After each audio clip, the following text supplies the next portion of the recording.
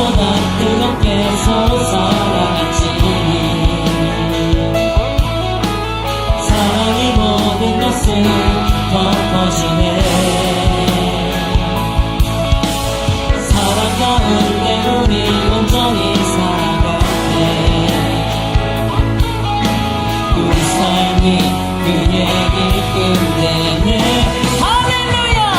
우리가 주를 더욱 사랑하고 그 사랑 우리 삶을 녹여내어 서로를 더욱 섬기고 살아갈 때 하나님 나라 임하는 때 우리가 주를 더욱 노래하고 그리스도로 살아가니 모든 그것과 정을 떠나가니 그 사랑만이 이곳에 가득해.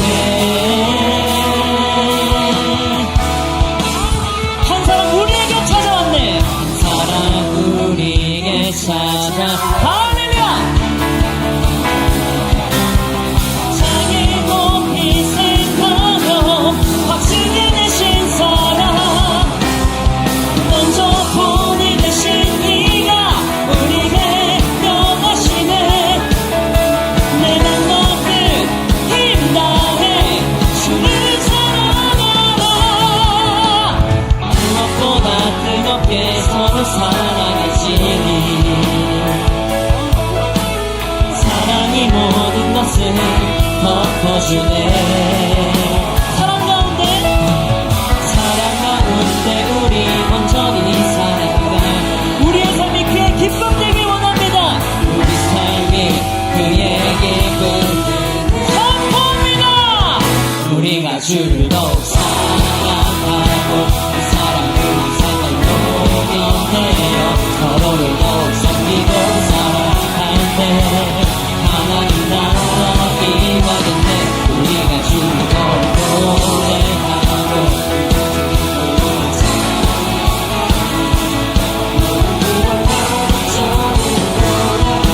주 사랑만 가득해 가득해 가득해 가득해 가득해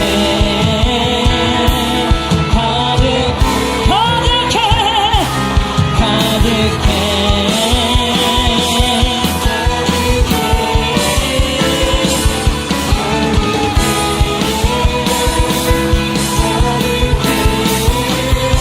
우리가 주를 더욱 사랑하고 그 사랑 우리 삶에 녹여내어 서로를 더욱 섬기고 살아갈 때 하나님 나라 우리가 주를 더욱 노래하고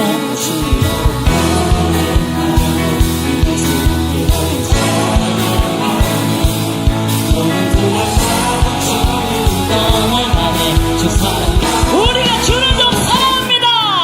더욱 사랑하고 그 사랑 우리 삶에 녹여내어 서로를 더욱 섬기고 살아갈 때 하나님 나라 임하겠네. 우리가 주를 더욱 노래하고 이곳에 함께 모여 찬양하니 모든 부정과 걱정을 떠나가는 주 사랑만 주 사랑만 이곳에 주 사랑만 주 사랑만 주 사랑만 이곳에 가득해. 아멘. 주님의 사랑이 오늘 예배 속에 가득히 감추고 있습니다. 할렐루야.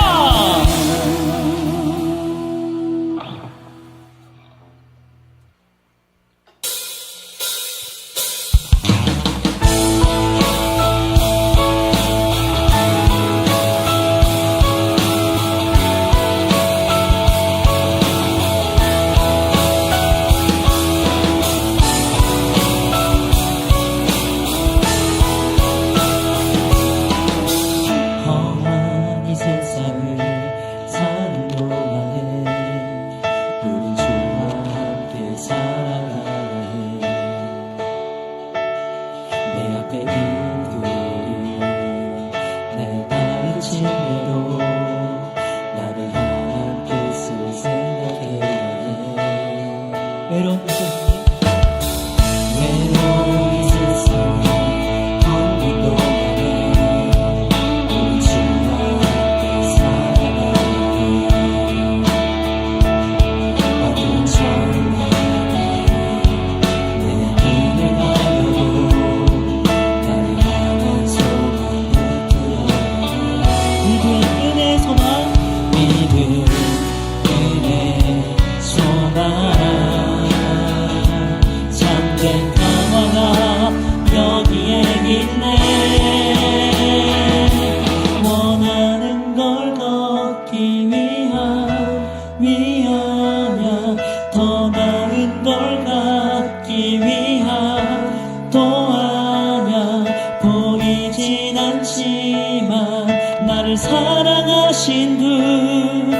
주와 사랑하며 살 거야. 내 뜻대로 되지 않을지도 몰라. 날 가진 걸 놓아야 할지도 몰라. 세상이 모르는 가장 아름다우신 주와 함께 걸어갈 거야. 우린 주와 함께 살아가야 해.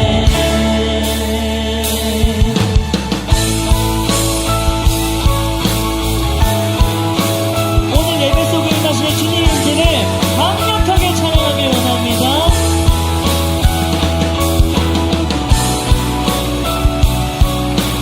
외로운 이 세상을 걷는 동안에 외로운 이 세상을 걷는 동안에 우린 주와 함께 살아가야 해.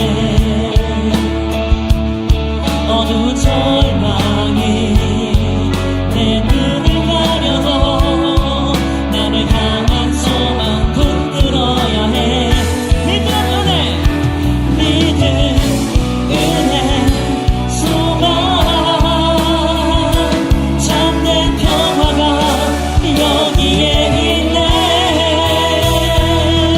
원하는 건 얻기 위함이야.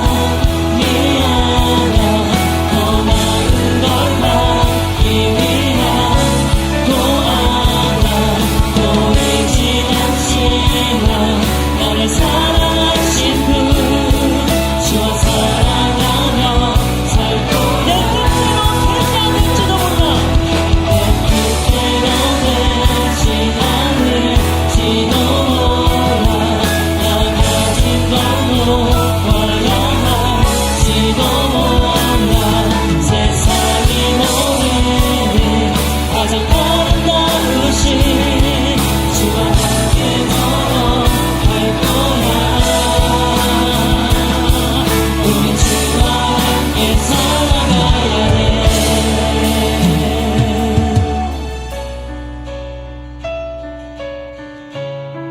우리 세상에 어떤 유혹 시험이 있더라도 정말 주님께서 가신 길을 정말 우리가 걸어가는 그런 귀한 일에게 모든 청년들이 되기 원합니다.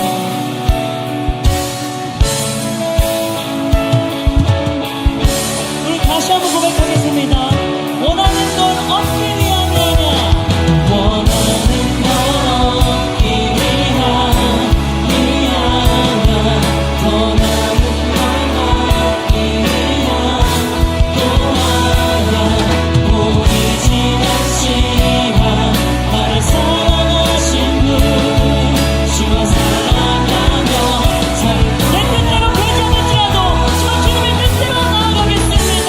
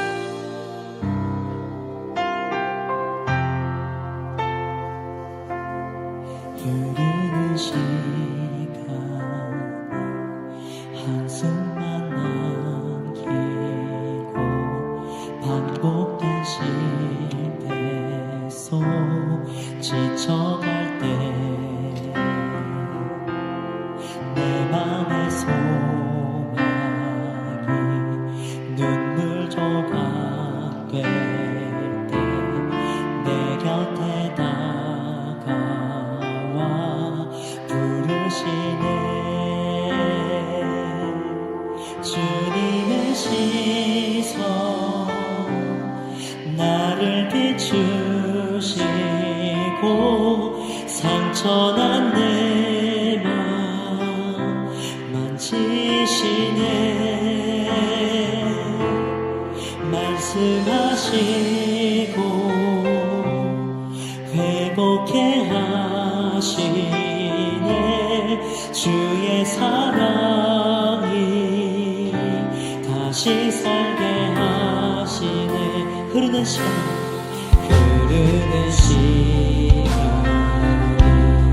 한순간 남기고 반복된 시계 속 지쳐가네 내 맘의 소망이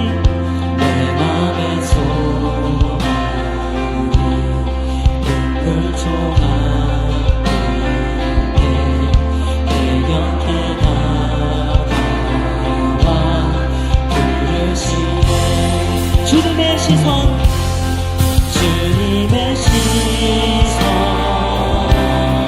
나를 비추시고 상처난 내 맘 만지시네 말씀하시고 회복해 하시네 주의 사랑이 다시 살게 하시네 주님의 시선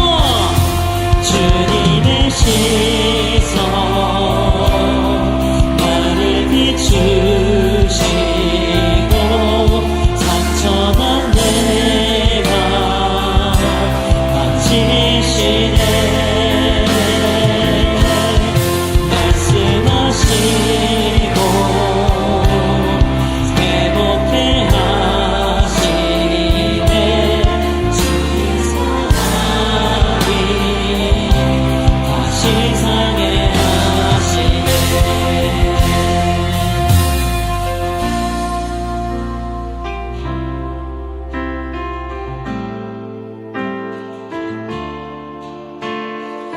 이 시간 세상의 모든 것들 내놓고 주님만 바라보겠습니다. 주를 봅니다. 주를 봅니다. 지금 이곳에서 주를 봅니다. 지금 이곳에서 주를 봅니다. 지금 이곳에서 주를 봅니다. 지금 이곳 한 번 더 고백합니다. 주를 봅니다. 주를 봅니다. 지금 이곳에서 주를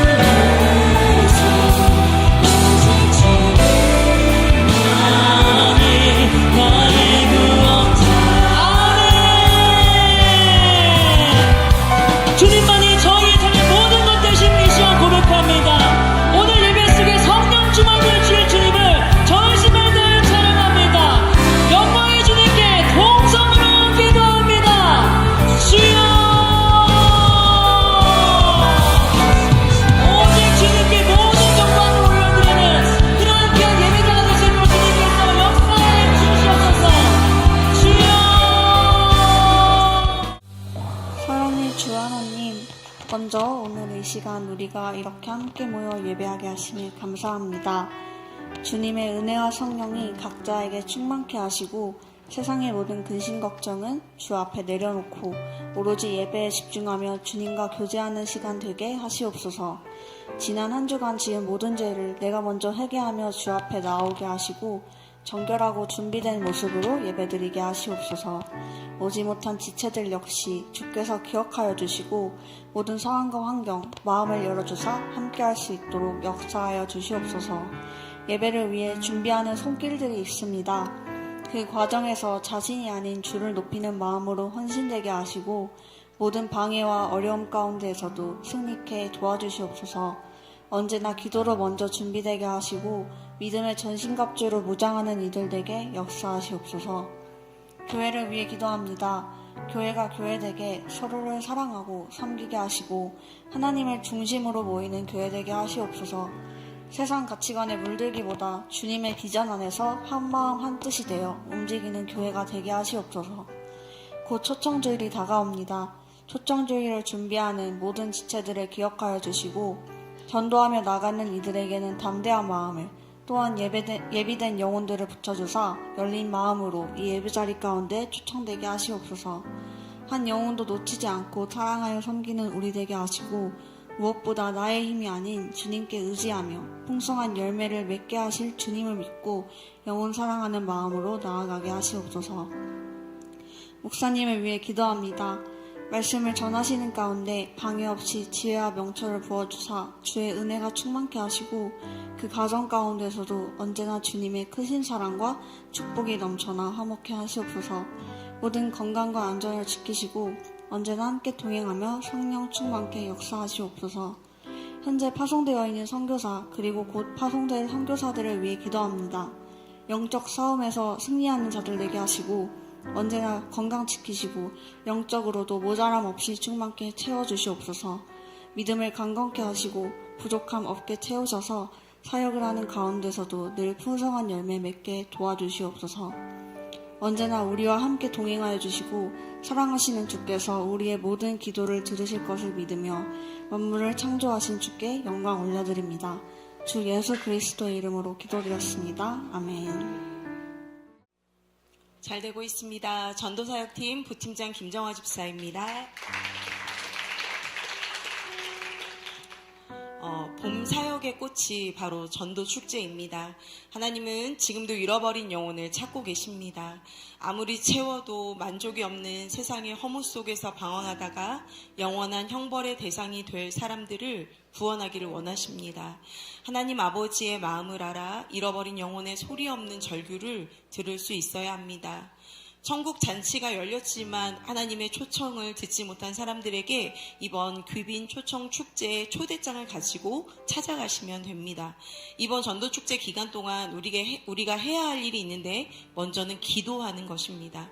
전도축제 기간 동안 진행되는 기도 릴레이에 주 1회 이상 참석하는 것입니다. 기도할 때 성령께서 먼저 가서 일하십니다. 또 한 가지는 매일 진행되는 전도 릴레이 주 1회 이상 참석하는 것입니다.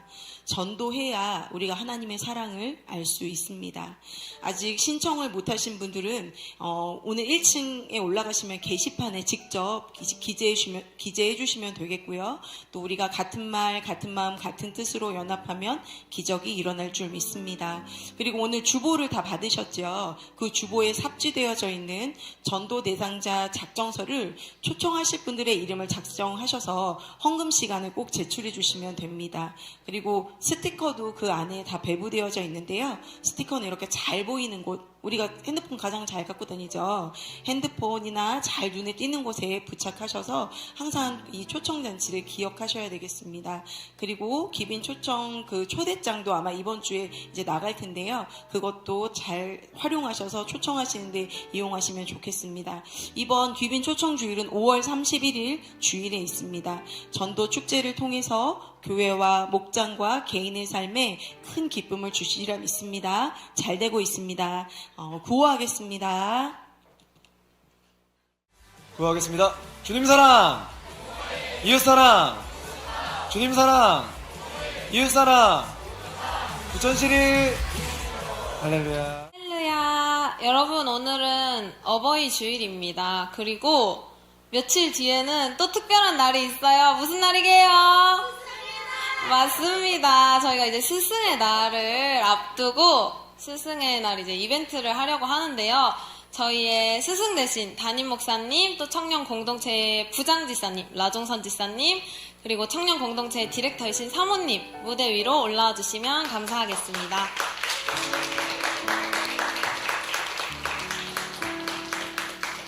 박수는 끝까지 해주세요.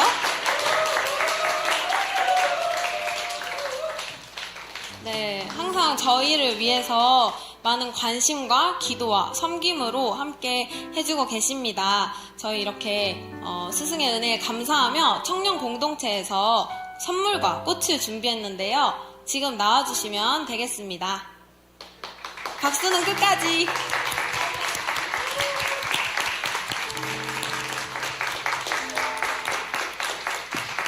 끝까지 해주세요. 감사합니다. 감사합니다.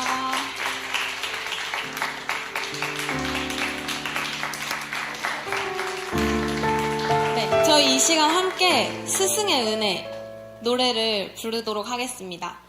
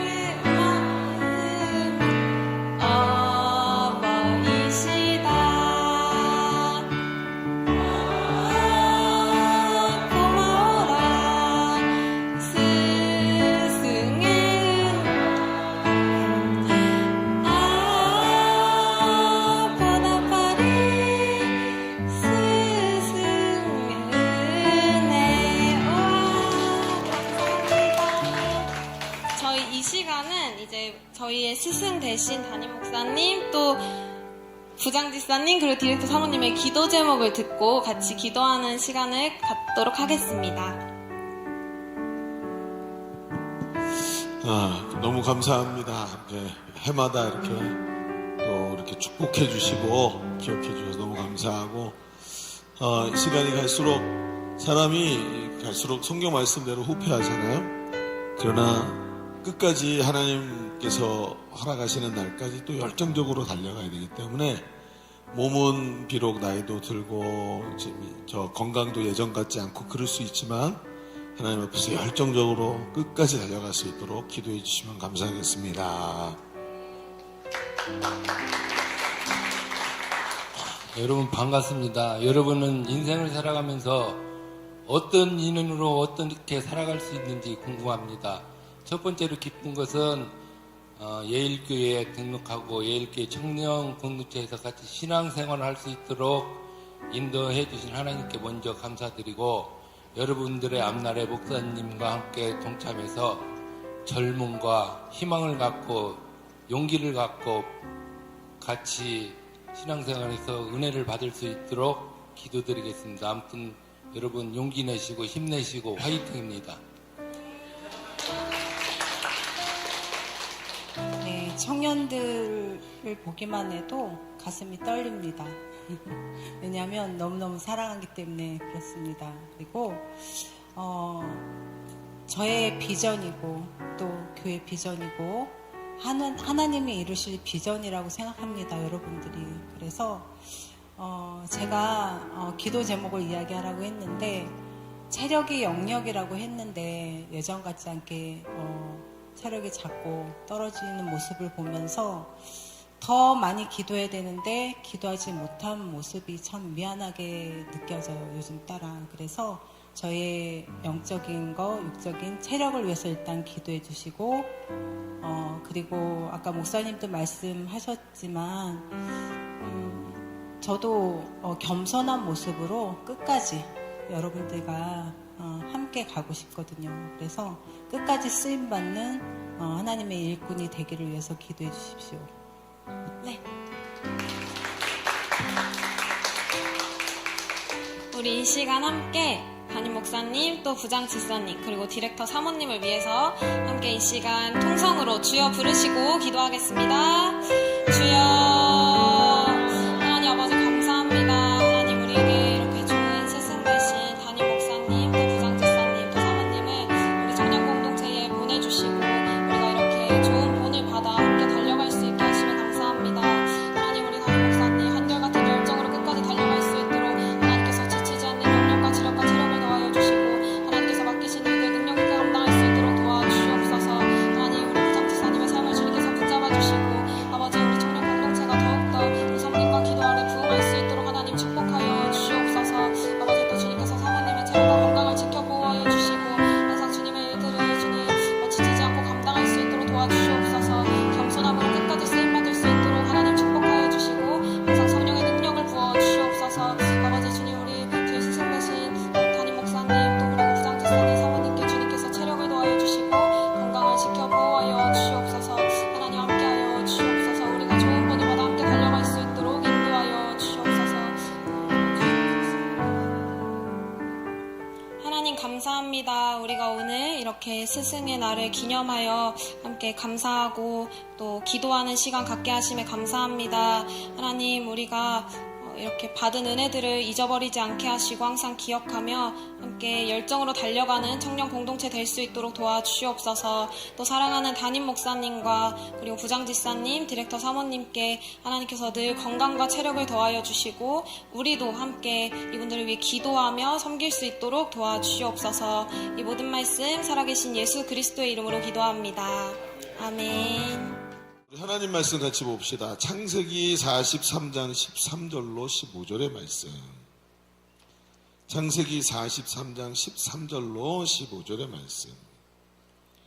같이 우리 속절의 말씀인데 우리 한 목소리로 같이 합독하겠습니다. 시작. 내 아우도 데리고 떠나 다시 그 사람에게로 가라. 전능하신 하나님께서 그 사람 앞에서 너희에게 은혜를 베푸사 그 사람으로 너희 다른 형제와 베냐민을 돌려보내게 하시기를 원하노라.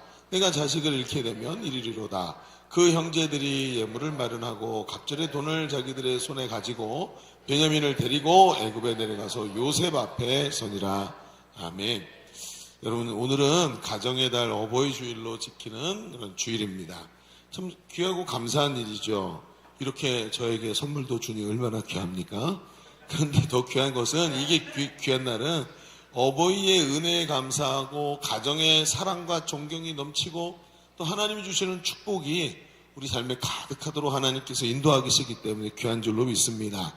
그런데 이렇게 어버이날을 맞이하면 사람들은 기쁜 마음으로 어버이의 은혜에 감사를 말하고 또 그것에 대해서 노래도 부르지만 더러 반대로 어떤 사람들은 이날이 되면 마음에 부담과 슬픔을 느끼는 사람도 많은 것을 봅니다. 적지 않더라는 거죠. 어버이날이 되면 카네이션을 사고 선물을 주고받고 이런 모습은 보이는데 마음에 카네이션을 들고 있으면서 마음에 깊이 묻어둔 아픔이 떠오르는 사람들도 많다는 거예요. 오늘 그런 가정이 있는데 그게 어디냐면 바로 오늘 말씀의 야곱의 가정입니다.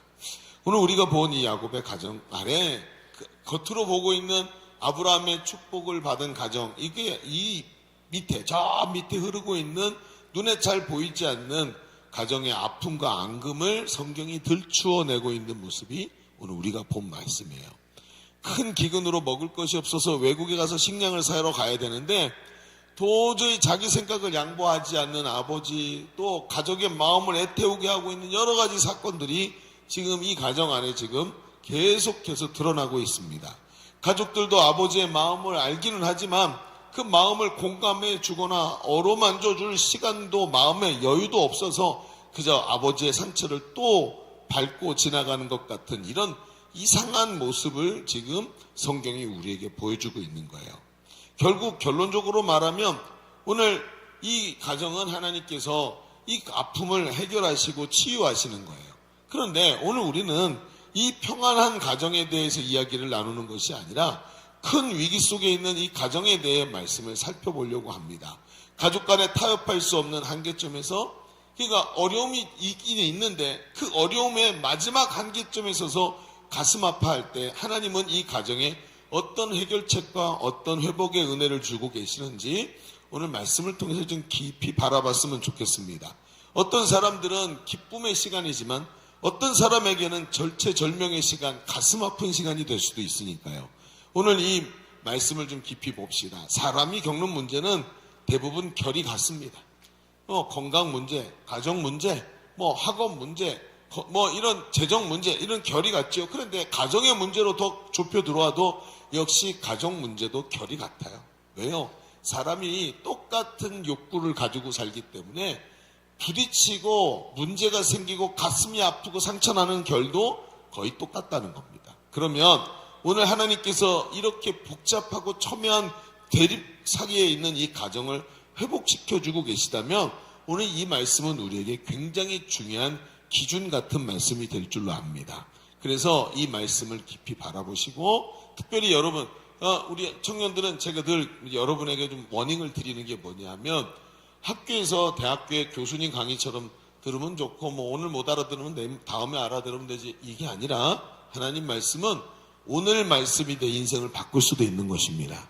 그래서 그런 마음으로 말씀을 보십시오. 요 근래 어떤 분이 저에게 얘기를 하는 거예요. 목사님, 교회에서 사역을 하다 보니까 어느 날부터인가 제 마음속에 은혜가 없었어요. 사역을 하다 보니까 자꾸 사역에 관심이 가고 이 일을 잘 해치워야 되는 책임감이 많다 보니까 말씀에 집중이 안 됐는데 언젠가부터 말씀을 쓰기 시작했대요. 들으면 들리는 대로 쓰면서 정리하고 하면서 듣는데 정말 오랜만에 자기가 말씀의 깊은 세계를 경험하면서 은혜를 받고 있다고 하고 저에게 나누는 것을 제가 들었습니다.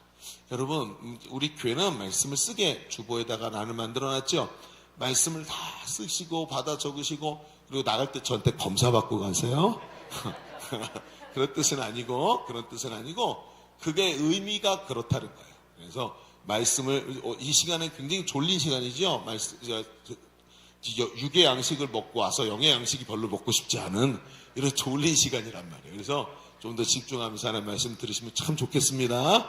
자, 우리 말씀은 오늘 주보 3면을 펼쳐보면 오늘 말씀의 제목은 불치병의 명약이라는 제목으로 오늘은 대지가 없어요. 그냥 들리는 대로 느끼는 대로 쭉 받아 적고 안 적어도 상관없어요. 사실은 이제 잘만 들으시면서 하나님 말씀을 좀 깊이 들어보시기 바라요.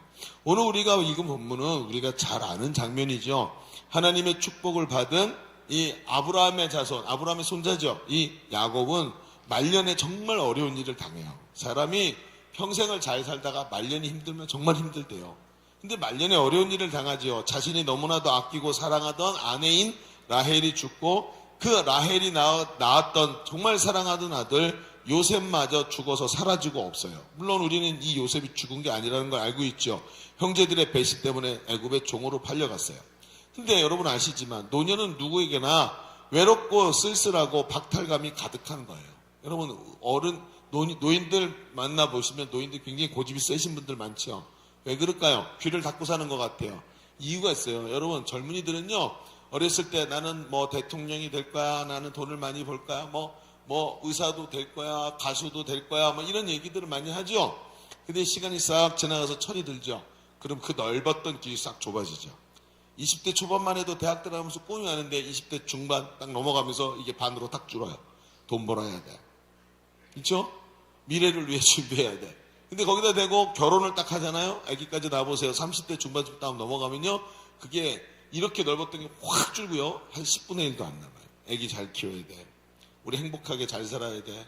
좋은 취직자리 들어가고 연봉을 잘 받아야 돼. 이런 것에다가 초점을 맞추고 거기 이 갖고 있던 꿈이라는 게 사라져요. 근데 있잖아요, 40대 넘어가고 50대 넘어가잖아요.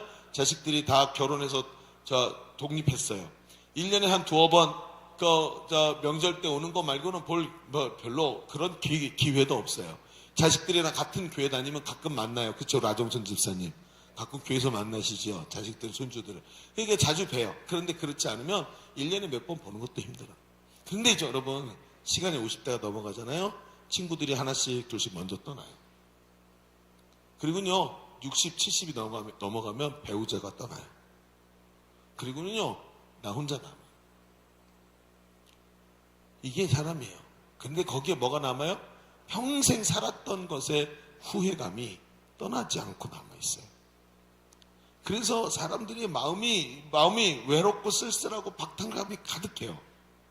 여러분, 여러분에게 권면합니다. 결혼하세요.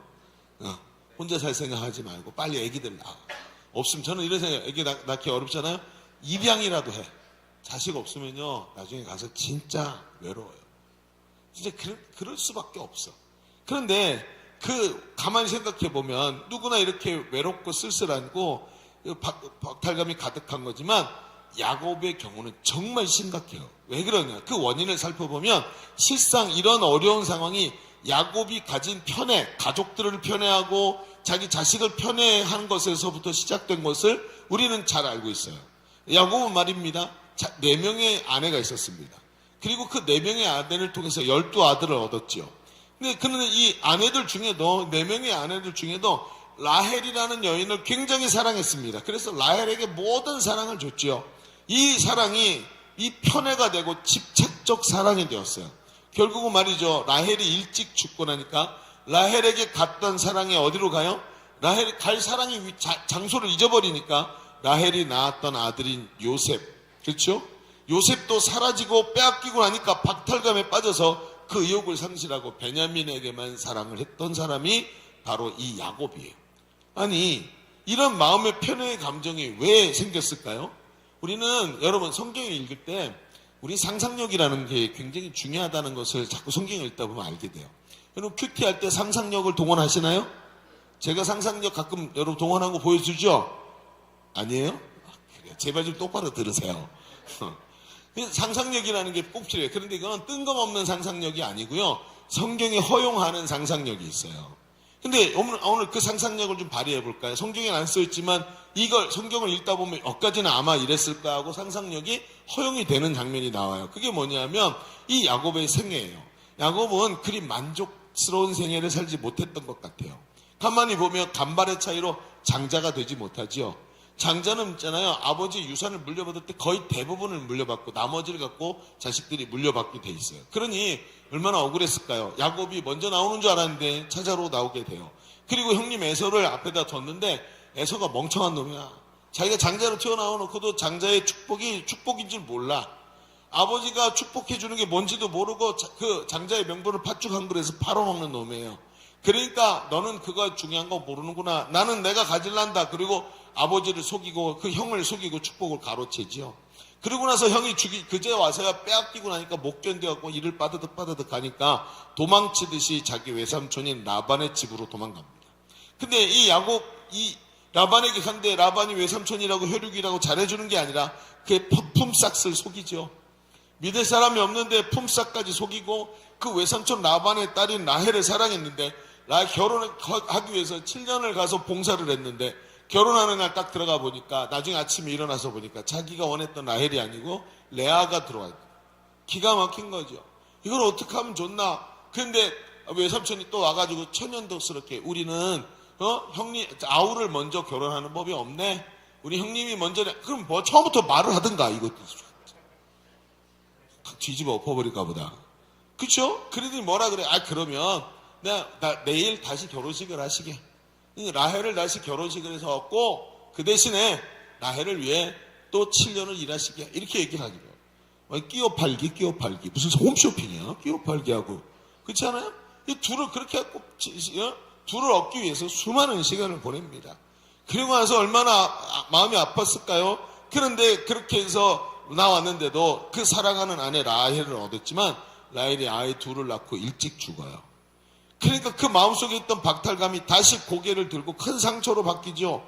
그리고 그 앞에도 말했듯이 그의 방향을 잃은 사랑은 라헬이 남기고 간 요셉과 베냐민 형제를 편애하는 것으로 드러나기 시작해요. 자, 성경에는 이 대목이 없어요. 이게 뭐예요? 상상력인 거예요. 그러니까 여러분 성경을 읽을 때 상상력을 동원하잖아요. 그럼 너무너무 재밌게 읽혀요. 동감할 수 없는, 이 공감이 안 되는 인간들아, 공감을 좀, 성경을 이렇게 읽어보시라는 얘기예요. 여러분 실제로 심리학자들이 그런 얘기하죠. 성인이 됐는데, 문성인? 박성인? 성인이 됐는데 성인이 가진 집착은 어려서 얻지 못한 것에 대한 보상 심리에서 나오는 거래요. 이 심리학자들이 하는 거예요. 여러분 나는 필요도 없는데 괜히 경제적 능력도 안 되는데 괜히 비싼 외제 스포츠카를 탄다. 그럼 이게 어디서 나온 거죠? 어렸을 때부터 로망이에요? 아니에요. 집착입니다. 보상 심리예요. 이렇게 해결되지 않은 상처에서 나오는 집착이 결국 어디로 가요? 편애로 나타나고 야곱의 가정에 큰 아픔을 만들어내고 있었다는 것을 우리는 충분히 짐작할 수 있어요. 성경을 보면서. 시간이 지납니다. 그리고 하나님의 때에 이 박탈감에 좌절한 야곱의 삶을 향한 하나님의 계획이 진행이 돼요. 온 땅에 기근이 오지요. 그리고 먹을 것이 씨가 말라버립니다. 그런데 애굽에 식량이 풍부하다는 소식이 들리죠. 야곱은 식량을 사기 위해 아들들을 애굽으로 보냅니다. 얼마 지나지 않아서 갔던 아들들이 식량을 가지고 돌아왔는데 기가 막힌 소식을 전하는 거예요. 아니 애굽에 가서 식량을 사러 갔더니 총리가 보자 그랬고 갔어요. 우린 왜 불렀는지 모르는데 갔더니 그 총리가 우리를 보고 너네 간첩이지 이렇게 얘기를 하더라고요. 간첩이라고 몰아가지고 너네 우리나라에 식량이 많은 걸 알고 와가지고 둘러보고 전쟁을 일으키려고 정탐하러 온 간첩이지 몰아서 우리를 죽이려고 그러는 거예요. 얼마나 놀라운 일입니까? 근데 우리가 그래서 설명을 했어요. 우리는 야곱이라는 사람의 12아들입니다. 그 아들인데 하나는 죽고 하나는 막내가 아버지와 있고 우린 지금 그래서 여기에 10명이 와 있습니다. 이렇게 얘기를 했더니 그 총리가 그 얘기를 듣더니 그래? 그럼 막내를 데리고 와봐 하고 시키는 거예요. 그러더니 우리 중에 하나를 볼모로 붙잡아 놓고 9명만 돌아왔어요. 다음에 갈 때 꼭 우리 막내 베냐민을 데려가야 됩니다. 이렇게 얘기를 한 거예요. 여러분 이 말은 듣기 어려운 일이 아니라고 생각되지만 시선을 바꿔서 야곱의 입장에서 들어보면 청천벽력 같은 소리인 거예요. 왜요? 자기가 편애하던 아들, 자기의 뜨거운 사랑이 라헬에게 가던 사랑이 끊겨져서 그 사랑이 아들 요셉과 베냐민에게 갔었는데 요셉 하나를 잃었는데 그 나머지 하나 베냐민을 또 잃게 될지도 모르는 상황이 눈앞에 펼쳐지는 거죠. 여러분 묻어두었던 요셉을 잃었던 아픔이 밑에서부터 확 올라옵니다. 11아들이 있지만 요셉을 잃고 나서 11아들이 있지만 사실은 자기에게 남은 건 베냐민 하나밖에 없다고 생각하는 이 야곱의 마음 말이죠. 절대로 보낼 수가 없는 거예요. 야곱이 억지를 부리고 거절을 합니다. 못 보내. 난 절대로 안 돼. 내가 요셉도 잃었는데 이제는 베냐민까지 잃어버릴 수 있다고 말도 안 돼 하면서 소리를 지르면서 딱 철벽을 쳐버립니다. 그랬더니요 12아들 중에 장자인 르우벤이 자신의 2아들을 담보로 아버지께 내놓습니다. 아버지 제 아들 둘이 있죠. 제가 제 아들 둘의 생명을 담보로 걸게요. 제가 만약에 아버지 아들 베냐민, 자기 동생이잖아요. 근데 아버지 아들이네. 아버지 아들 베냐민을 데려갔다가 못 데려오면 제 아들의 생명을 아버지가 처단하십시오. 극단적이죠. 아들 둘의 생명을 아버지한테 담보로 걸고 데려가겠다는 거예요. 그런데 야곱이 어떻게 해요? 택도 없어요. 움직이지도 않아요. 꿈쩍도 안 해요. 절대로 안 된다는 거죠. 야곱은 아들을 누구에게도 빼앗길 수 없습니다. 더 이상 내 것을 빼앗아가는 걸 용서할 수가 없어. 이 아이마저 뺏기면 내 인생은 이제 남은 것이 없어 하고 소리를 지릅니다. 보호 본능이 나오면서 마음이 탁 닫혀버리죠. 아무리 합리적인 말을 하고 아버지 들어보세요. 만약에 우리가 가지 않으면 식량이 없죠. 우리 다 굶어 죽어요. 그렇게 되면 베냐민도 죽잖아요. 우리 어떻게 합니까? 어차피 죽는데 베냐민 데려가서 식량을 사오면 돼요. 위험하지 않아요. 여러분 아무리 합리적으로 얘기해도 안 되는 거예요. 여러분 노인들 대화해 보셨습니까? 연세 높으신 노인들 보면 한 번 안 되면 끝까지 안 돼요. 그렇죠? 한 번 졸면 끝까지 졸아. 그래서 우리 교회는 어떻게 해요? 졸면 일어서서 뒤에 나가서 뒤에서 왔다 갔다 하고 그쵸? 스텝을 밟으면서 걸어 다녀도 된다. 그래 참 이런 생각들이 드는 거죠. 지금 야곱은 합리적인 말이 통하지 않고 생각이 고정되고 마음이 완고해지는 거예요. 그의 마음속에는 비합리적 신념이 딱 자리 잡고 있어요. 이 아이를 빼앗길 수 없다. 아니 누가 빼앗아 간대요? 아니 마음이 지금 이러고 있는 거예요. 그리고 모든 상황이 멈추고 결렬이 됩니다. 어떤 말도 통하지 않습니다. 불통의 자리에 딱 가서 버리는 거예요.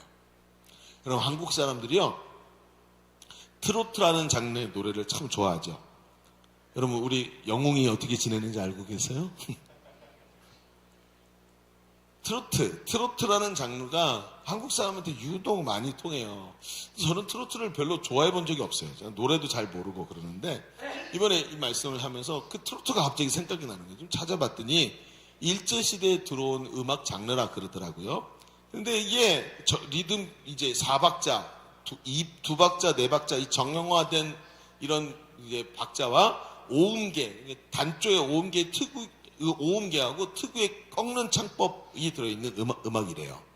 여기 설명이 안 되네요. 아, 짜증나. 트로트 저는 별로 안 좋아해서. 그런데 이게 말이죠. 한국 민요의 영향과 그 슬픈 감각이 띄어있는 가사가 더해지면서 한국인의 특유의 정서인 한을 표현하는 음악으로 자리 잡았대요. 그래가지고 한국에서 왜 이렇게 많이 트로트가 유행했냐면 전쟁 이후부터 있잖아요. 여러분 전쟁 이후에 그 음반 들어본 적 있으세요? 50년대, 60년대 음반 들어보잖아요. 그럼 전부 아픔이 느껴져요. 그 가사가. 그래가지고 서민들의 애환을 달래주며 눈물을 자아냈죠. 사람들 있잖아요. 전쟁 때 잃어버렸던 가족, 전쟁 때 잃어버렸던 자기 건강 이런 것들이 있는데 트로트를 듣고 부르면서 여태껏 먹고 산이라고 바쁘게 살면서 아무에게도 드러내 보이지도 못했고 만지지도 못했던 저 마음속에 깊은 상처와 아픔이 트로트 가사가 자꾸 만지는 거예요. 그러니까 사람들 있잖아요. 제가 지금도 기억에 시장 가잖아요. 그 아줌마들이 트로트 틀어놓고 앉아 있었어요. 그러면서 그 트로트 들으면서 눈물이 뚝뚝 떨어지는 거예요. 왜? 아무에게도 말해줄 수 없어. 먹고 살아야 되니까 막 시장에서 미친 듯이 살아야 되는데 그러면서 묻어두었던 마음의 상처를 이 가사가 만져주는 거예요. 아무도 나를 위로해주지 않았는데 이 가사만큼은 위로해주는 거예요. 여러분 혹시 이산가족 찾기라고 들어본 적 있어요? 네, 이걸 설명을 해야 되는구나. 작년 들은 설명 안 해도 다 아는데. 이산가족 찾기. 여러분 그 노래 들어본 적 있어요?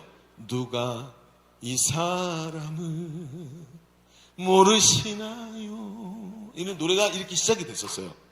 그러니까 여러분 근데 저는 그 가사 듣잖아요. 이 노래 앞부분을 들으면 가슴이 뭉클해져요. 왜냐하면 이산가족 찾기 할 때 제가 여의도 광장에 있었거든요. 저희 할머니가 눈물 나서 그런 거 아니에요? 죄송해요.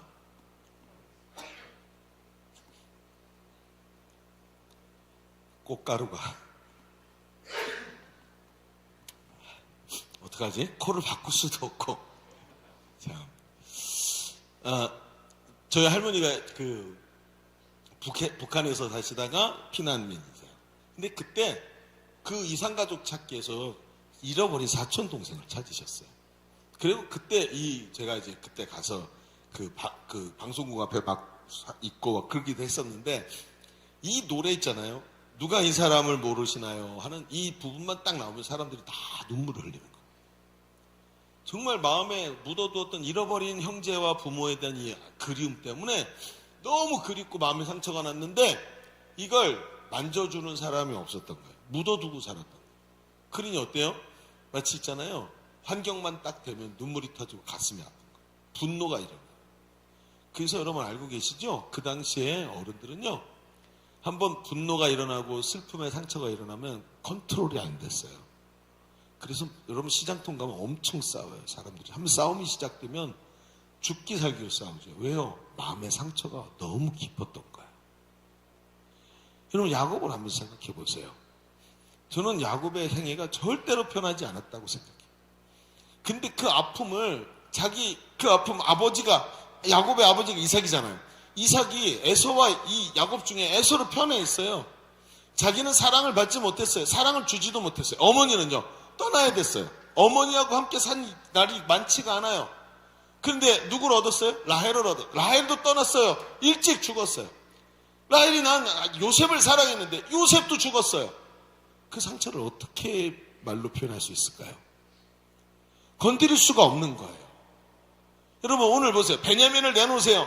왜 야곱이 이렇게 지금 하고 있는지 아시겠어요?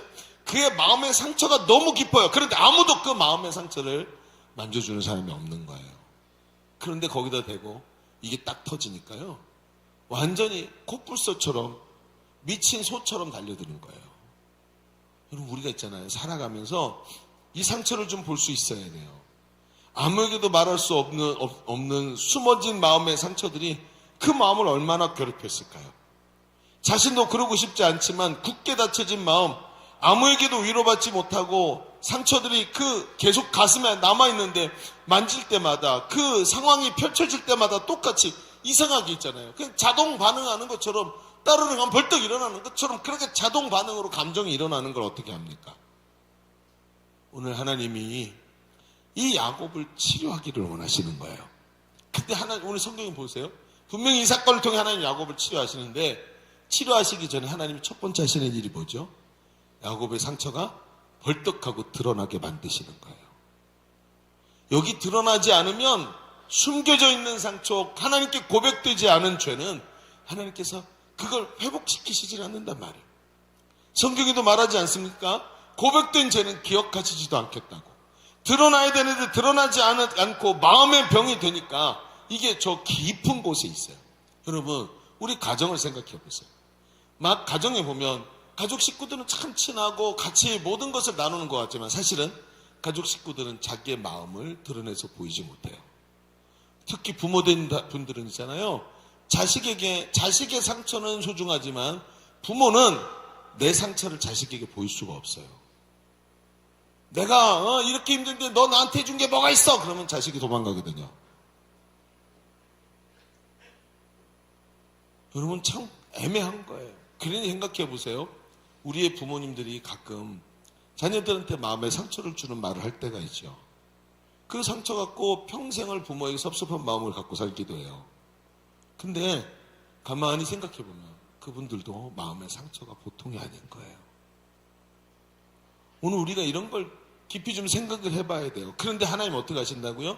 상처를 드러내게 만드신다. 성경은 오늘 숨겨져 있던 야곱의 마음의 병이 드러나게 하시고 보여지게 합니다. 그리고 하나님이 해결해 가시는 거예요. 하나님은 치유하시는 분인 줄로 믿습니다. 성경은 눌린 자를 자유롭게 하시는 분이 예수님이라 그랬어요. 오늘도 우리 가정과 삶의 현장에 드러나고 있는 상처들이 하나님께 맡겨질 때 하나님이 치유하실 줄로 믿습니다. 자, 그런데 여기서 좀만 더 나가 봅시다. 시간이 지납니다. 그리고 이미 사왔던 식량이 다 떨어져 버리죠. 이제 어떻게 되죠? 먹을 게 없으니까 또 살아가야 됩니다. 이제 다시 기근 속에서 모두가 가족을 구원하기 위해서 애굽으로 베냐민을 데리고 가야 돼요. 안 그러면 모두 죽을 수 있습니다. 그러나 야곱의 마음의 철벽은 변하지가 않는 거예요. 어떡하죠? 이제 큰일 났습니다. 그런데 성경을 가만히 보잖아요. 오늘 우리가 읽은 성경에 보면 야곱의 이런 자세가 갑자기 돌변하는 모습을 보여요. 13절을 보세요. 내 아우도 데리고 떠나. 지금 야곱이 하는 말이에요. 네 아우도 데리고 떠나 다시 그 사람에게로 가라. 그 사람 애굽의 총리죠. 요셉이지만 이 사람들한테 아직은 애굽의 총리예요. 전능하신 하나님께서 그 사람 앞에서 너희에게 은혜를 베푸사 그 사람으로 너희와 너희 다른 형제와 베냐민을 돌려보내게 하시기를 원하노라. 그러면서 기가 막힌 말을 한마디예요. 내가 자식을 잃게 되면 이르리로다. 도대체 무슨 일이 있었던 걸까요? 왜 갑자기 이 사람이 돌변한 것일까요? 이유가 뭘까요? 앞으로 조금만 눈을 돌리면 그 원인이 되는 한 사람이 보여요. 그게 뭐냐 하면 오늘 우리가 43장 9절을 읽었잖아요. 13절을 읽었잖아요. 앞에 9절을 보면 여러분 유다라는 아들이 네 번째 아들이 유다인데 유다가 아버지에게 이런 말을 해요. 읽어볼까요? 43장 9절 같이 읽어봅시다. 시작. 내가 그를 위하여 담보가 되오리니 아버지께서 내 손에서 그를 찾으소서. 내가 만일 그를 아버지께 데려다가 아버지 앞에 두지 아니하면 내가 영원히 죄를 지리이다. 자, 이게 넷째 아들인 유다가 자기 생명을 담보로 베냐민을 보내달라고 간곡하게 아버지에게 이야기를 하는 거예요. 근데 이 말 때문에 여러분 야곱이 마음을 바꿔요. 그렇게 완고하던 야곱이 마음을 바꿔. 왜요? 중요한 건 야곱이 이 유다의 말을 들었다는 거예요. 여러분 앞에 장자인 12아들 중에 장자인 르우벤이 두 아들의 생명을 담보로 해도 바뀌지 않던 아버지의 마음이 그냥 마음을 바꿀 정도가 아니라 내가 자식을 잃게 되면 이르리로다 하면서 용기를 내고 있더라는 거예요. 하나님께 자신의 모든 것을 맡겨드리는 담대한 믿음의 모습으로 얘기를 하더라는 거예요. 아니 왜 갑자기요? 아니 그렇게 완고하던 야곱이 왜 갑자기 마음이 바뀌었을까요? 그 이유가 나오기 시작해요. 성경은요 분명히 얘기를 하고 있어요. 잘 들어보세요 여러분. 요 이야기만 하면 말씀이 끝날 거예요. 그렇죠? 희망이 갑자기 보이죠? 자, 말씀 들어보세요. 우리는 이런 야곱의 변화의 이유를 유다에게서 발견할 수 있어요. 창세기 37장에 보면 우리가 잘 아는 장면이 나오는데 요셉이 자기 형들에게 배신을 당해서 상인들에게 팔려가는 장면이죠. 그래서 어떻게 해요? 이 요셉을 팔아놓고 요셉의 겉옷을 가져다가 찢고 거기다가 동물의 피를 묻혀갖고 아버지에게 보여주죠. 아버지, 이거 요셉의 옷 아닌가요? 맞는데 내가 만들어준 옷인데. 근데 오다가 옷을 발견했는데 보니까 피가 묻어 있어요. 아, 동물이 곰이 사자가 와서 요셉을 잡아먹은 것 같아요. 난리가 났죠. 그리고는 아버지가 펑펑 울면서 쓰러져 몸져 눕습니다.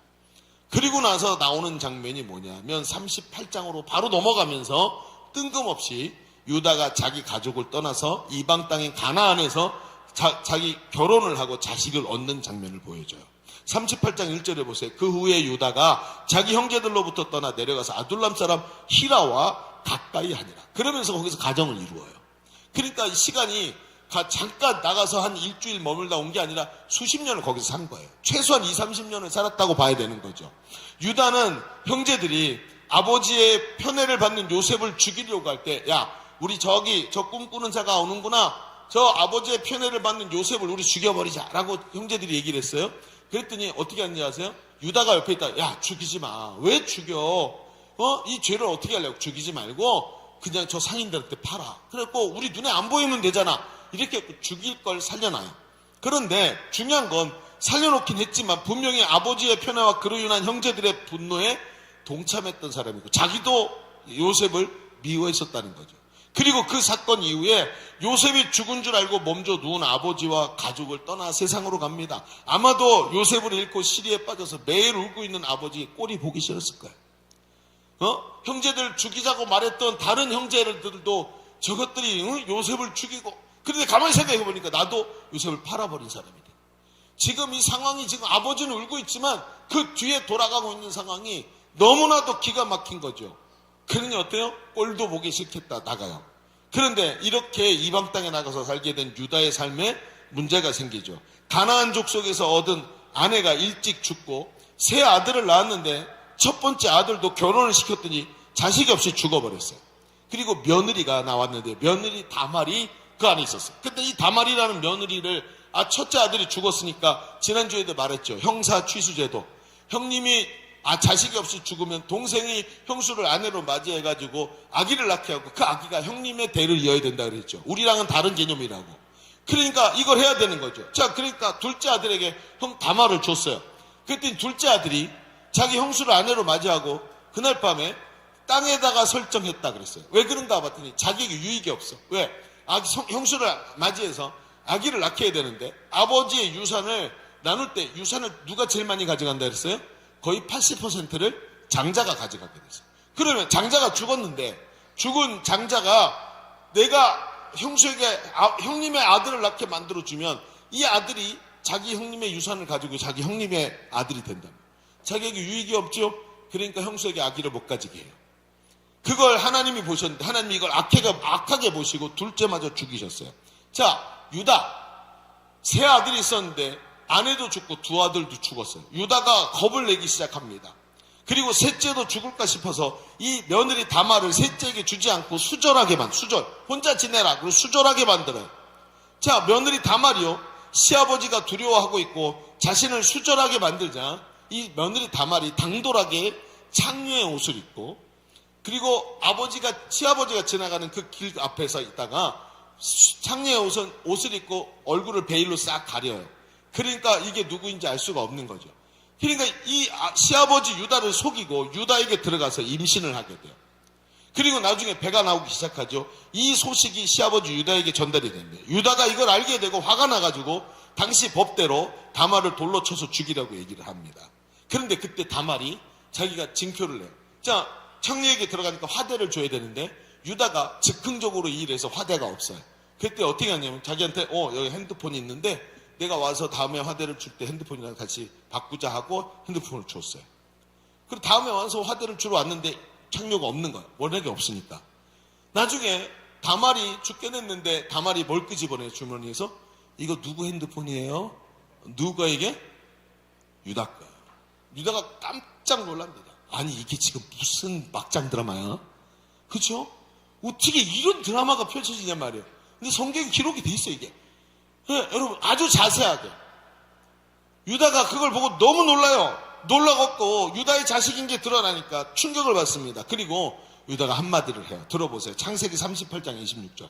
같이 읽어볼까요? 자, 읽어봅니다. 시작. 유다가 그것을 알아보고 이르되 그는 나보다 옳도다. 뭐라고요? 나보다 옳대요. 여러분 지금 이 말이 맞을까요? 그래, 저 아기는 내 아기가 맞구나, 내가 실수했구나가 아니라 뭐라고요? 그가 나보다 옳다라고 해요. 이게 무슨 뜻이에요 도대체?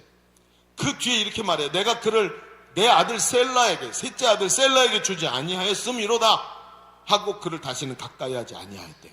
여러분 유다가 느낀 게 뭘까요? 왜 다말이 옳다 그럴까요? 한번 생각해 보세요. 유다의 눈에 보인 것은 죽은 남편의 아내로서 의리를 지키는 과부였어요. 죽은 남편의 아내로서 남편의 가문을 다시 세우기 위해서 자식을 낳아야 되는데 자기 앞에 불행이 겹쳤어요.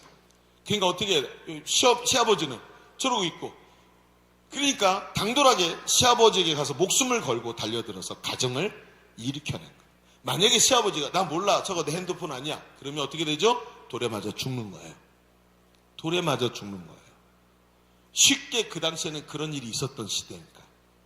그런데 그 남편의 얼마 같이 살지도 않았던 그 죽은 남편의 아내로서의 의리를 지키기 위해서, 자식을 낳기 위해서 이렇게까지 달려들었다.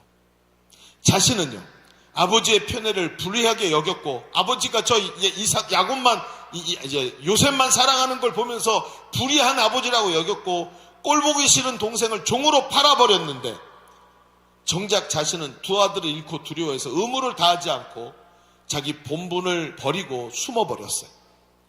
이런 자신의 모습과 목숨을 걸고 가정을 지키는 며느리 다말의 모습이 그대로 비교가 됩니다. 그래서 뭐라고 말했어요? 그가 나보다 옳은 일을 했다 라고 말했어요. 유다는 큰 아픔을 당했지만 이제야 보이기 시작해요. 아버지의 야곱의 아픈 마음이 헤아려지는 거예요. 요셉이 죽은 줄 알고 그 마음의 상처를 가지고 갈 데가 없는데 마지막 아들 하나 남는 거, 그거 너무너무 아쉬워가지고 못 보내겠다고 단호하게 말하는 아버지의 마음, 두 아들을 잃고 마지막 셋째 아들이 죽을까봐 며느리를 주지 못했던 그 아버지의 마음이 똑같은 거예요. 유다가 이해가 되기 시작합니다. 유다가 아버지의 아픈 마음을 헤아리기 시작합니다. 그리고 시간이 지나서 이제 두 번째로 애굽에 식량을 사러 가야 되는 순간이었어요. 아버지는 완강하게 거절합니다. 굶어 죽을 수 있는 상황이지만 마지막 베냐민을 잃을까 두려워해서 단호하게 거절하는 아버지의 마음을 이해합니다. 유다는 이런 아버지에게 자기 생명을 담보로 합니다. 아버지, 제가 아버지의 마음을 잘 압니다. 그렇죠. 다른 아들들은 아무리 말해도 꿈쩍도 하지 않더니 두 아들을 잃어버린 유다가, 마지막 아들 때문에 그렇게 곤욕을 치른 유다가 자기한테 와서 아버지, 내가 아버지 마음을 이해합니다 라고 말하는데 이게 느껴지기 시작하는 거예요. 진심이구나. 제가 내 마음을 이해하고 있구나. 진심이구나. 아무한테도 말하지 못했던 내 마음의 상처를 저 녀석이 알고 있구나. 네가 체험했구나. 아버지, 제가 책임지겠습니다. 내 생명과 맞바꾸겠습니다. 이전과는 다르게 마음을 열고 아버지의 마음을 자기 가슴으로 품어내는 말을 하기 시작합니다. 여러분, 야곱이 어땠을까요? 아버지의 마음을 이해하는 그 눈빛, 아버지의 그 아픔을 느끼고 있는 말투, 그 마음이 야곱에게 다르게 다가오는 것입니다.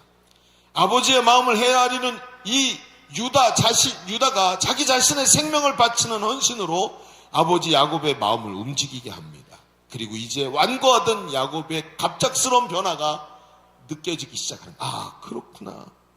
왜 야곱의 마음이 눈 녹듯이 녹았는지 이제 알게 됩니다. 유다 자신의 생명을 거놓으시니 아버지 야곱의 마음의 불치병을 고치기 시작한 겁니다. 그가 말합니다. 내가 자식을 잃게 되면 이르리로다. 전능하신 하나님께서 그 사람 앞에서 너에게 은혜 베푸시기를 원하노라 하면서 마음이 정상적인 사람으로 돌아오기 시작합니다. 여러분 보십시오. 우리 시대는 가정이 병들어 있는 시대예요. 명절이 되어도 어버이날이 되어도 서로 위로가 안 되는 이상한 관계들을 맺고 있어요. 제 주변에 어떤 친구가 이렇게 얘기해요. 자기 친구들이 청년들이 명절이 됐는데 집에 안 가냐고 물으니까 그 명절에 그 자취방에서 보내겠다 그러더래요. 왜 집에 안 가냐고 물었더니 갈 집이 없다 그래요. 왜 갈 집이 없냐? 엄마도 있고 아빠도 있는데 했더니 집에 가면 엄마와 엄마의 남자친구가 있대요. 아빠는 이혼한 아빠는 새로 결혼해서 아빠 와이프와 산대요. 어느 집에 가야 되냐고 물어보는. 이런 극단적인 얘기가 아니어도 여러분 나는 버려진 인생이고 이런 어려움 속에서 가족들과 대화할 수 없는 이런 이상한 자리에 가 있는 사람, 마음의 상처가 쌓여 있는 사람들이 우리 시대에 너무나 많죠. 여러분 어려서부터 아버지가 술을 먹고 다 들어왔어요. 술을 먹고 들어오면 폭행을 일삼아요. 그냥 폭행을 하고 소리를 지르다가 술 취해서 자면 좋겠는데 밤새도록 왜 술 취하면 잠을 안 잘까요? 술을 먹고 집요하게 폭언을 뽑았습니다. 잠을 안 자고 피곤한 가족들을 폭행을 합니다. 가족들을 너무나도 괴롭혀서 마음의 상처가 깊어서 이제는 다 지나간 일이고 아버지가 다 화해하고 용서를 구했지만 그때 마음의 상처가 없어지지 않아서 어버이날이 됐는데 카네이션을 사고도 얼굴을 마주보고 아버지 어버이날 너무 감사합니다 하고 아버지에게 꽃을 못 줘요. 그냥 식탁에 올려놓고 나와. 말을 하지를 못해요. 마음을 읽을 수가 없어요. 마음을 만질 수가 없어요. 너무나도 마음의 상처들이 깊어서 용서할 수 없는 범죄와 죄악으로 모든 가족들의 마음에 상처가 남았어요. 우리 시대는요, 가정들이 마음의 병으로 얼룩져 있고 그로 인한 불치병에 걸려서 서로 용서하지 못하고 마음에 묻어둔 아픔들을 이야기 나눌 수 없는 이상한 상태에 많이 빠져 있어요. 성경에 보면 말세의 특징이 뭐래요? 사랑이 식어진대요. 가족들끼리 사랑이 없어요. 그리고 의무로 남아있어요. 여러분 오늘 우리 자신을 보십시다. 머리로는 아는데 마음이 움직이지 않아요. 베냐민을 데리고 가야 하는 것을 아는데 내 마음이 허락하지 않는데 어떡합니까? 내가 마음을 풀면 우리 모두 가족이 평안할 것을 아는데 내 마음이 움직이지 않고 있어요. 할 수만 있다면 여러분 수술로 가능하다면 메스로 칼을 배로 열어가지고 이 안에 마음을 좀 뜯어 고쳤으면 좋겠는데 그렇게 한다고 마음이 열리질 않으니까 어떻게 하면 좋습니까? 오늘 우리의 병든 마음을 어떻게 하면 좋을까요?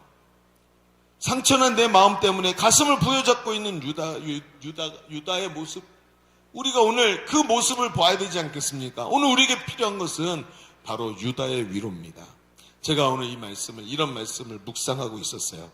아니 창세기를 너무나도 많이 봤었는데 창세기를 보다가 이 대목들이 딱 연결이 되고 있는 이 대목들을 보면서 너무나도 가슴이 아팠어요. 왜냐하면 마치 내 얘기를 하는 것 같았거든요.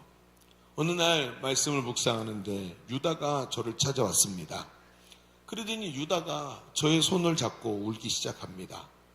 유다가 야곱을 위로해 주던 야곱의 넷째 아들 유다가 제 손을 잡고 저를 위로해 주기 시작했어요. 큐티를 하는데 절 보고 말합니다.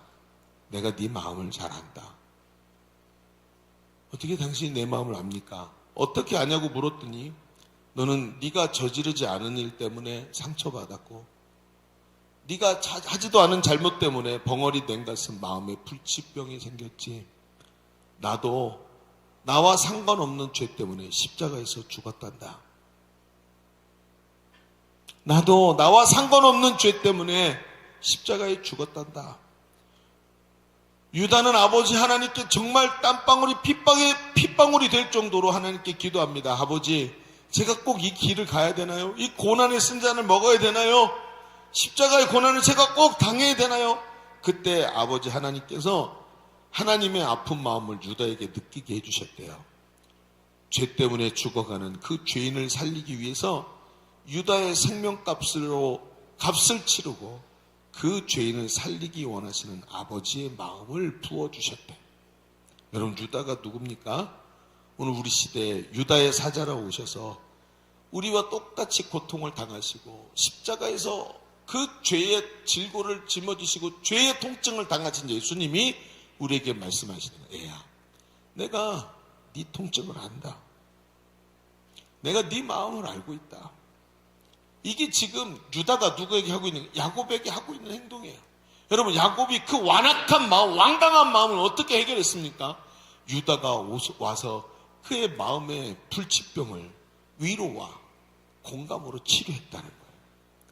여러분, 우리는 사람을 대하면서 사람에게 상처받습니다. 가만히 보면 그 상처가 어떻게 생기냐면 그 사람의 마음의 상처 때문에 내 마음에 생기더라. 그 사람의 해결되지 않은 상처, 야곱의 상처 때문에 유다에게 상처가 났지만 유다가 찾아와서 눈물을 흘리면서 위로하기 시작할 때 유다가 와서 야곱의 마음을 이해하고 헤아릴 때 야곱의 마음이 해결된 것처럼 오늘도 우리에게 십자가의 사랑을 보여주시는 예수님의 사랑이 깨달아질 때 우리가 그 야곱을 끌어안을 수 있는 거예요. 저를 가르쳐 주셨던 제 은사가 계셔요. 아버지가 술꾼이에요.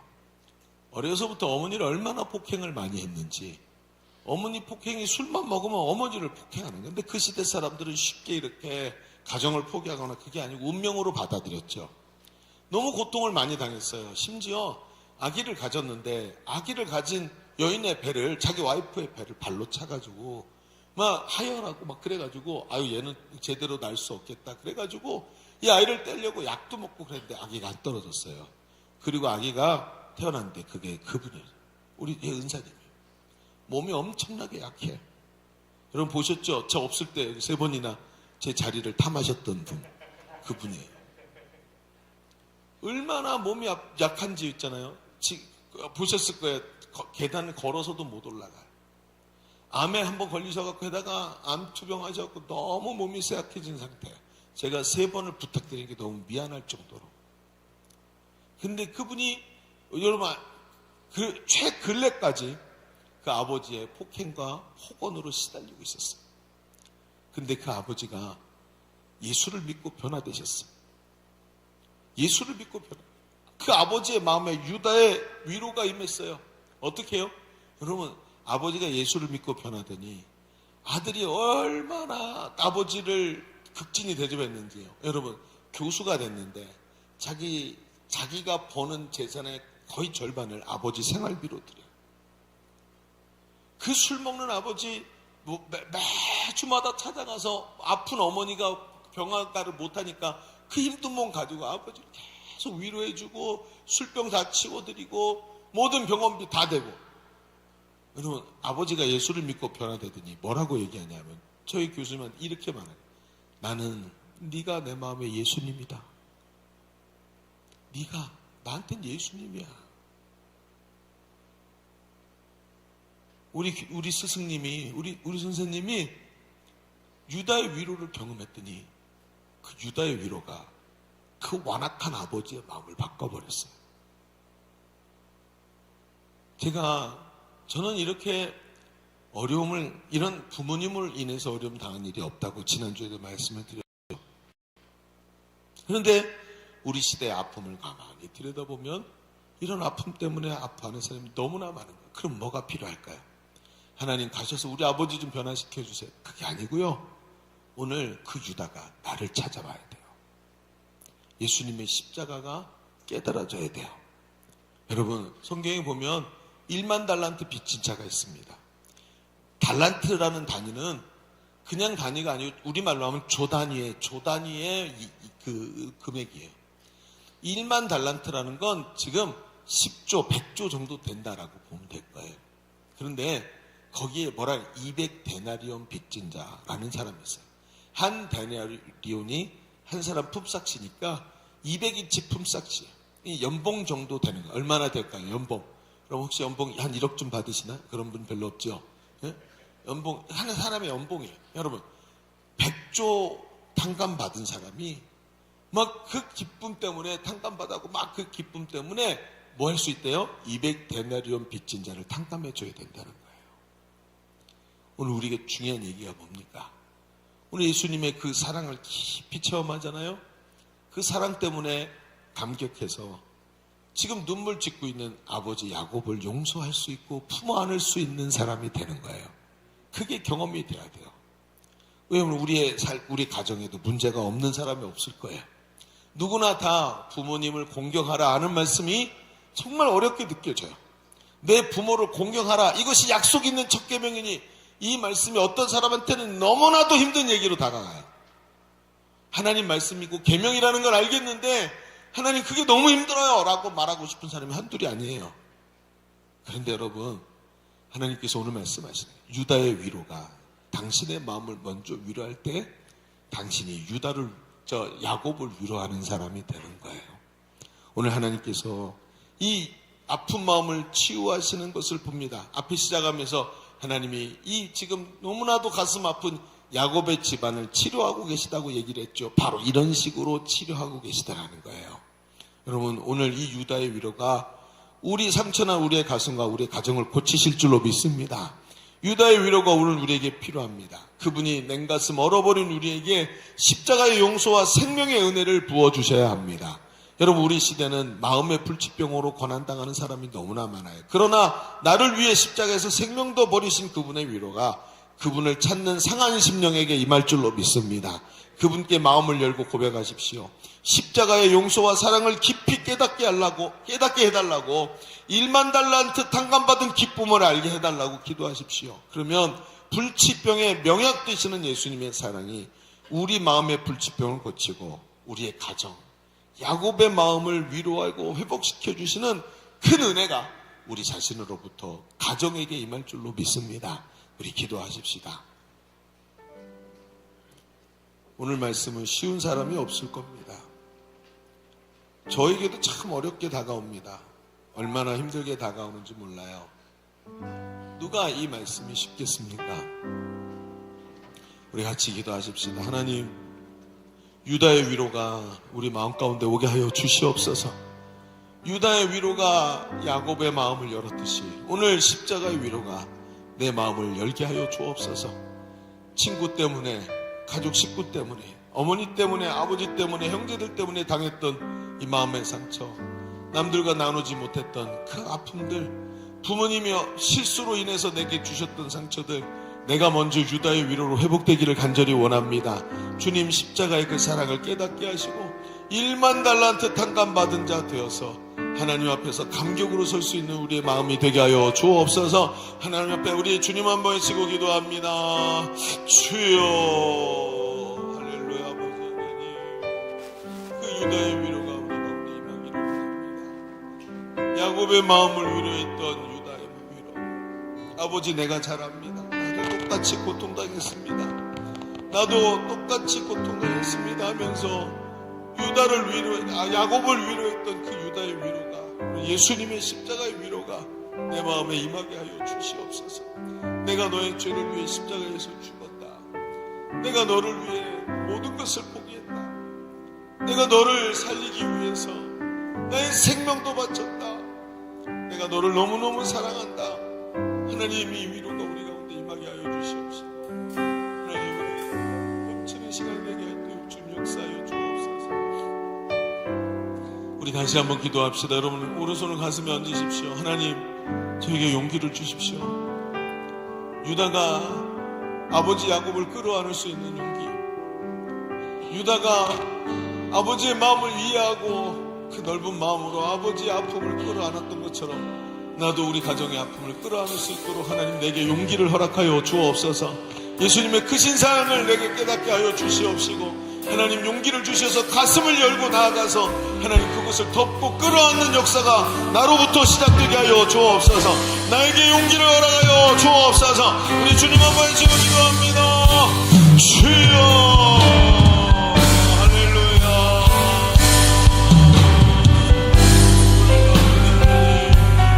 나의 마음을 위로하시고 나의 아버지 하나님 야곱을 끌어안을 수 있는 하나님의 위로가 내 마음에 있게 하소서. 아버지 하나님 주님의 위로가 내 안에 넘치게 하소서. 주님의 위로가 내 안에 넘치게 하여 주옵소서. 용기를 허락하여 주옵소서. 내가 우리 자녀들을 끌어안을 수 있는 용기 있는 자 되기 원합니다. 우리 부모님을 끌어안게 하여 주옵소서. 유다의 위로를 가지고 우리 가족 식구들을 끌어안게 하여 주옵소서. 하나님의 위로가 우리 가운데 넘치게 하여 주옵소서. 아버지 하나님 주님 역사에 용서할 수 있는 마음을 허락하여 주옵소서. 나에게 상처 주었던 사람을 용서하고 그 아픔에 아버지 안에 끌어안게 하여 주옵소서. 나를 향한 하나님의 그 신선한 마음을 다하시고 너를 기쁜 사랑을 기다리고 오 아버지 한 사람은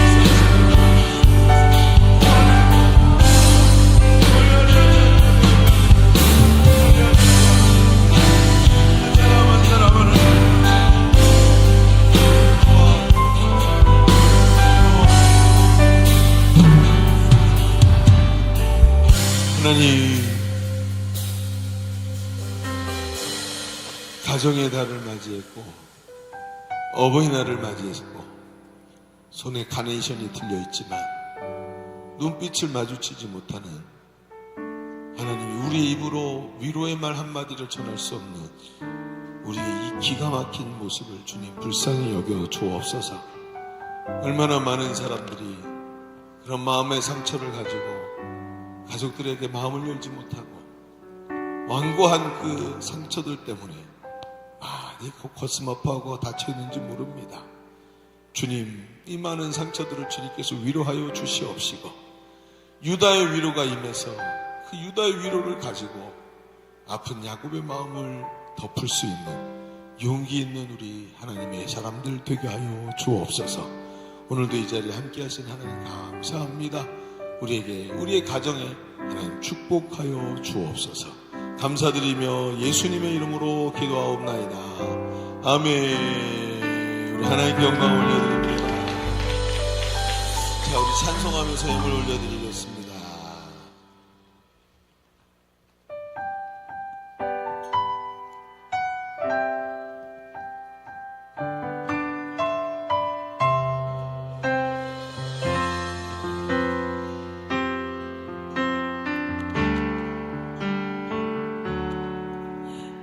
이곳에 임하신 하나님 나라 가난한 마음으로 바라보리라. 먼저 그 나라 그 뜻 구하며 나의 잠들이를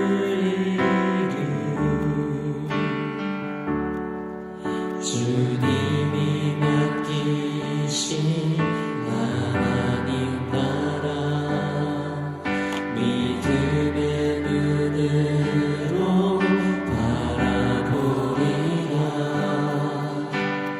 하늘의 뜻이 이 땅 가운데 완성될 그날까지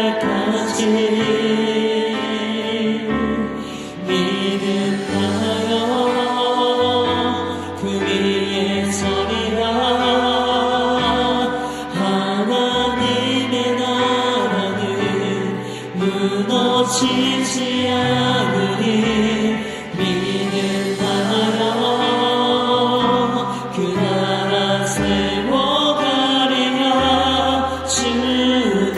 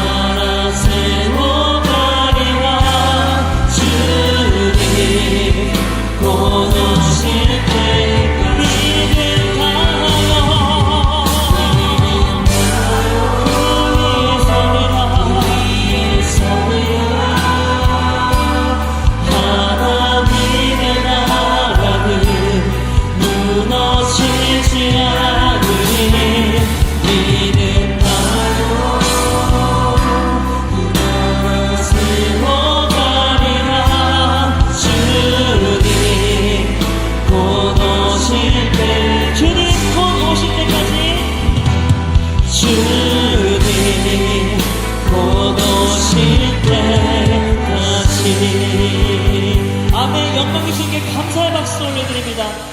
자, 기도하겠습니다. 하나님 감사합니다. 오늘 이렇게 귀한 어버이 주일 하나님 앞에 예배하게 하시고 하나님 우리의 마음을 깊이 들여다보며 하나님의 뜻을 헤아리게 하시니 감사합니다. 오늘 주신 말씀이 승리하게 하여 주시옵시고 내가 말씀에 순종하는 역사가 일어나게 하여 주옵소서. 하나님의 주인 되심이 선포되고 하나님 영광이 드러나는 내 삶이 되게 하여 주옵소서. 하나님께 예배하면서 마음과 정성을 다하여 하나님께 드린 예물이 있습니다. 내 삶의 주인이 하나님이라고 고백하며 올려드렸사오니 하나님이 예물을 받아 주시옵시고 예물 드린 손길을 하나님 백성 삼으셔서 주의 능력으로 채우시고 하늘의 풍성한 것으로 땅에 기름진 것으로 온전히 채우시는 은혜가 우리 젊은이들의 삶에 일어나게 하여 주옵소서. 하나님 귀하게 하나님 오늘 교회 방문해서 함께 예배하는 우리 귀한 지체가 있습니다. 복 주시옵고 하나님 나라와 의를 위해 쓰임받는 아름다운 삶이 되도록 축복하여 주옵소서. 돌아가는 발걸음 지켜주시고 한 주간도 주님과 동행하며 전도 축제의 즐거움을 누리는 우리의 삶이 되게 하여 주옵소서. 이제는 우리 구주 예수 그리스도의 은혜와 아버지 하나님의 지극하신 사랑하심과 성령님이 내주하시고 교통하시는 은혜가 오늘 모여 예배하는 모든 주의 사랑하는 자녀들 머리머리 위에 저들의 가정과 미래 위에 손으로 경영하는 것 위에 주님의 몸된 교회와 또 이 나라의 민족 위에 이제로부터 영원토록 함께 계실지어다. 아멘.